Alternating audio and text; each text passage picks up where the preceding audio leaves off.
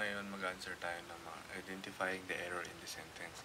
Kadalasan nitong mga questions na lumalabas to sa mga exam, specifically sa mga entrance exam katulad sa PMA. Naalala ko nung exam ako lumabas talaga ito. Ang dami ng ganito. PMA, PNPA, PMMA, yung mga ganun sa academy. Ewan ko lang sa iba. Pati sa CSE meron na ito. So ito, question number 1. Sagutan natin. The renewed chemist, along with her team of assistants, were recognized for their groundbreaking discovery. So, ito yung questions natin. Ito yung mga pagpipilian nating mga sagot. Letter A is team. Letter B is assistant. Letter C is where. Letter D is for. Feel free to pause the video, no? Para subukan nyo na lang sagutan. So, paano ba natin ito sasagutan? Kadalasan mga ganito, chine-check natin. Unang-una is yung subject. Tapos mag-check kayo sa mga, sa mga parts of speech ba? Tingnan nyo kung tama. Tama yan sa sentence. Team, with her team. Okay, tama naman. Of assistance. Ito dapat dito is assistance. Therefore, itong B is mali. Dapat dyan, assistance. With S dapat dyan. And were recognized for their groundbreaking discovery. Tapos na ba tayo? Hindi. Dalawa yung mali dito. Itong si were. Bakit nga ba mali si were? So, balikan natin yung subject-verb agreement. Pag singular yung subject na separated, itong singular na subject na to, ito talaga yung subject dyan, si chemist. Yan yung singular. Tapos separated siya. Katulad ng mga as well as, in addition to, or together with, yung mga ganon. So ito, separated siya na along with her team. Therefore, separated siya. Ito, magiging singular lang siya. Singular. Therefore, singular lang yung subject natin. Kaya ang sagot dapat dyan is was. May mali pa ba? Wala na. Okay, next question na tayo. Neither the students nor the professor was able to discern the source of the unusual noise in the lecture hall. So, feel free ulit to post kung ano mali. So, eto na tayo. Okay, dito na kagad papasok yung SBA. Mga question na ganito laging gamit na gamit dito yung SBA. Ano ba yun? Subject-verb agreement, di ba? So, ito conjunction na to. Neither. Tama ba tong conjunction na to? Tama. Kasi ito yung sinasabi ng students or the professor. How about the students? Tama to. Tama pa rin yan, di ba? Pero baka magtataka kayo mamaya sa letter D.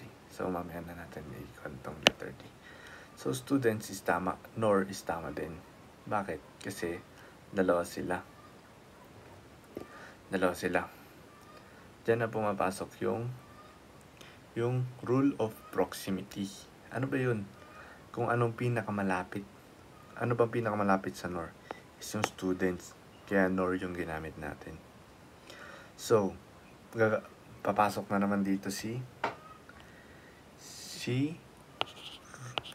rule of proximity. Yan.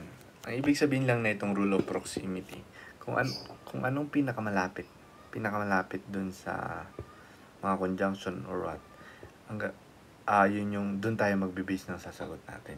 Therefore, itong si was, tama ba yan? Bakit tama yan? Diba? Ganon. So, ang sagot dyan, tama si was. So, bakit nga siya tama? Kasi, baka tanong nyo, bakit tama? Kasi dalawa naman yung subject, or madami kasi students, tapos meron pang professor. Ba't siya tama? Ito nga, rule of proximity. Si was, ang pinakamalapit niyang subject is si professor. Therefore, singular si professor. Kaya ginamitan natin ang was. Kasi singular si professor, yung subject natin. So, ang sagot natin dyan is letter E. No error. The committee agreed that the new policy, which they had debated for weeks, would be implemented immediately. So, feel free ulit to post nyo na lang pag sasagutan nyo na. Okay, sagutan na natin. So, the committee, ito yung first, letter A. The committee, tama ba to? Tama. Tama naman kasi ito, nag-a-act siya na as a collective noun.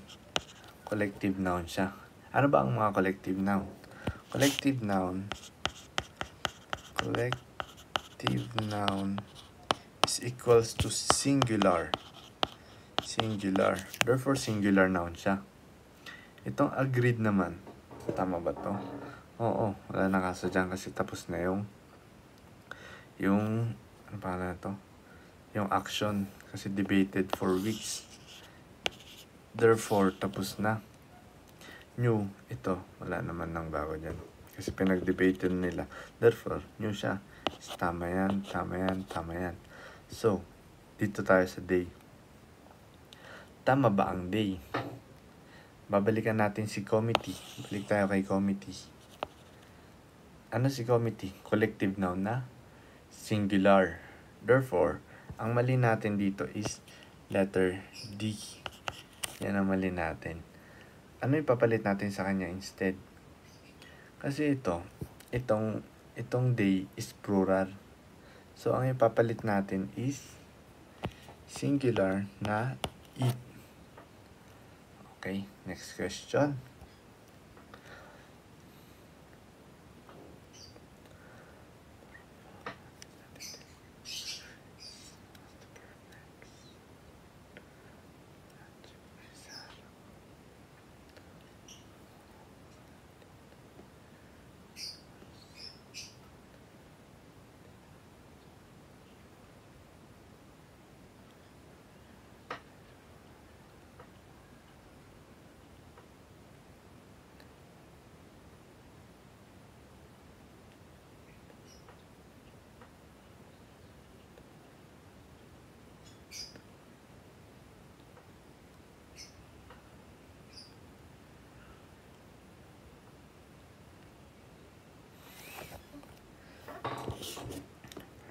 Okay, next question.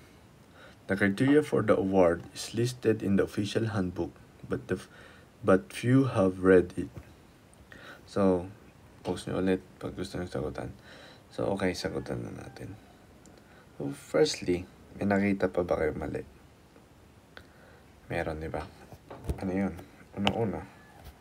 Ito, dapat capital letter yan.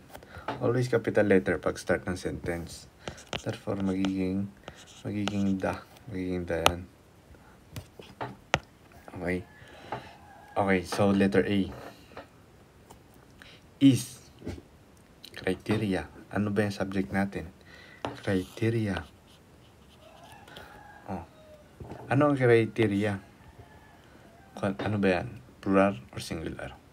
Ang criteria is plural. Ha? Diba? Anong ha?